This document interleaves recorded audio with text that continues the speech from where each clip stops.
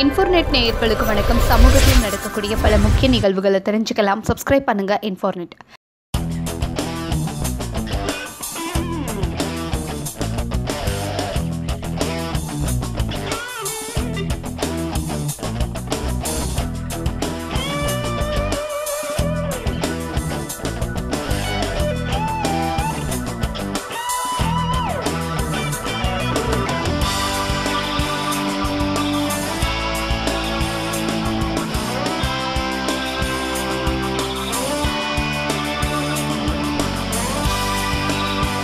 நாம் பயன்படுத்தக்கூடிய மெசேஜிங் சேவைகளில் பிரபலமானதாகவும் அதிகமாக பயன்படுத்தப்படக்கூடிய சேவையாகவும் இருக்கிறது வாட்ஸ்அப். 2009 வருடம் துவங்கப்பட்டு அதிவேகமாக வளர்ந்து வந்த வாட்ஸ்அப் நிறுவனத்தை முன்னணி சமூக வலைத்தளமான ஃபேஸ்புக் 2014 ஆண்டு $19 பில்லியன் விலை கொடுத்து வாங்கிட்டாங்க.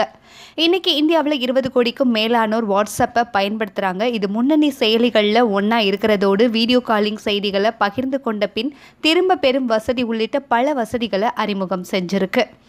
இதனாலேயே வாட்ஸ்அப் வெறும் வலைத்தளமாக மட்டுமே இல்லாமல் ஊடகமாக வளர்ந்துருக்கு.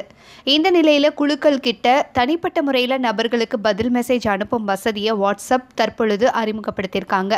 நீங்கள் யாருக்கு பதில் மெசேஜ் அனுப்ப வேண்டுமோ அந்த மெசேஜை செலக்ட் செஞ்சதுக்கு அப்புறமா வலதுபுறம் மேல் பக்கத்தில் இருக்கக்கூடிய 3 புள்ளிகள் தோன்றும். அதில் இரண்டாவது இருக்கக்கூடிய ரீப்ளே பிரைவேட்லி அப்படிங்கிற ஒரு தேர்வை செலக்ட் பண்ணணும்.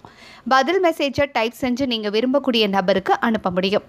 இதை அனைவருமே பயன்படுத்தி தங்களுடைய டெக்னாலஜி இம்ப்ரூவ்மெண்ட்டை வாட்ஸ்அப்லையும் காட்டுங்க. இந்த வீடியோவை லைக் பண்ணுங்கள், ஷேர் பண்ணுங்கள், கமெண்ட் பண்ணுங்கள் அண்ட் இன்ஃபோர்நெட் சேனலை சப்ஸ்கிரைப் பண்ணி பெல் ஐக்கானை ப்ரெஸ் பண்ணுங்கள்.